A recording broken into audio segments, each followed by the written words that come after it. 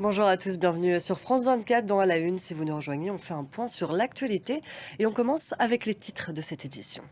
À la Une, bien sûr, l'allocution d'Emmanuel Macron hier à la télévision. Et on commence donc avec cette allocution du président de la République. C'était hier soir pour tenter de rassurer les Français. Et pendant ce temps, en Amérique du Sud, eh bien, il y en a une qui profite de la crise politique française. Il s'agit de la présidente de la Commission européenne. À l'international, en Syrie, les rebelles menés par les islamistes radicaux du groupe HTC ont déclaré hier avoir réussi à pénétrer dans la ville de Hama qu'ils encerclaient. D'un front à l'autre, à Gaza, les frappes israéliennes se poursuivent. Près de 40 personnes ont été tuées dans la nuit de mercredi à jeudi.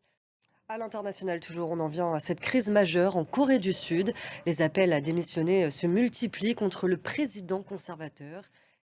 En Géorgie, les manifestations se poursuivent. Hier soir, des milliers de manifestants pro-Union européenne sont à nouveau descendus dans la rue.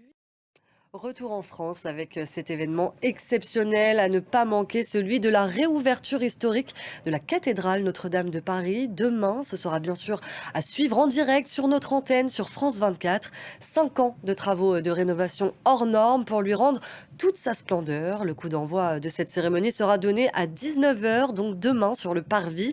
Emmanuel Macron tiendra un discours avant un spectacle de chant lyrique et de musique classique. Des festivités qui se poursuivront dimanche 8 décembre. Pour l'occasion, 35 chefs d'État et de gouvernement assisteront à la renaissance de l'édifice. Bien sûr, vous vous en doutez, un important dispositif de sécurité est déployé autour de Notre-Dame de Paris. Les détails avec nos confrères de France Télévisions. Une cérémonie historique, bien sûr, à suivre sur notre antenne tout au long du week-end. Restez avec nous dans À la Une, on se retrouve dans quelques secondes.